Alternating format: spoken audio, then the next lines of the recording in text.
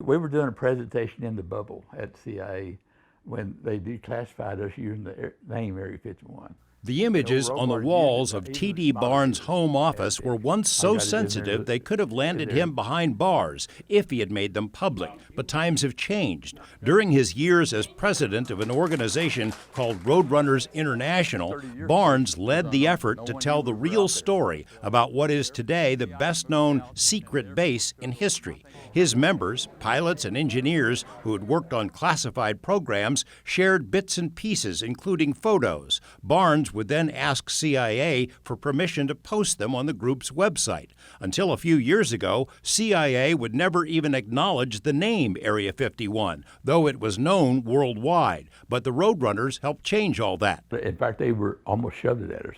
And they, just like this last, for the information for these books, they sent me. They said, we just declassified 25,000 pages of documents. They're declassifying it so you can have it, right? Exactly. They want the story out. One reason for the change of heart is the CIA lost records of its own programs. All photos and files regarding Project Oxcart, for example, were lost by the Air Force. So CIA historian Dr. David Robarge hoped the Roadrunners could help reconstruct that history, which is what happened. The precursor to Oxcart, the U-2, was built during the darkest days of the Cold War, a time when we were actually in a hot war with Russia. American lives were being lost, though the public never knew about it. The Air Force at that point, before they ever decided to go with the U-2, had already lost 10 flights with a total of 75 crewmen was killed in Russia trying to do what the U-2 eventually did.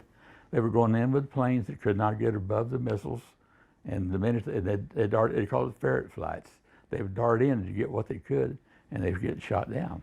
Barnes solicited input from his members not only about the U-2, but also the programs that followed, including the so-called Blackbirds. He obtained so much material, including photos taken inside Area 51 of planes and programs and everyday life at Groom Lake, that his plan to compile one book became 3 volumes instead. The CIA Area 51 Chronicles. Among the many surprises, Barnes says the famed SR-71 Blackbird, officially the fastest plane in history, never flew out of Groom Lake. Other planes in the Blackbird family were flown there, including the A-12, which flew higher and faster than any plane ever built by humans, Barnes says, though its accomplishments remain classified. We call the SR-71 the family model. It's the cheap model.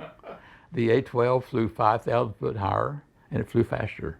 The CIA employees bonded on and off the base, in part because Nevada was infested with Russian spies who were trying to find out what was going on. Cover stories were told, and secrets were kept within the base itself, to the point that few knew their true employer. Less than 5% of the people working at Area 51 had any inkling that they were working for the CIA. Today, Area 51 is listed as an Air Force facility, but is CIA still there? Barnes smiles and then answers he can't really say. I can't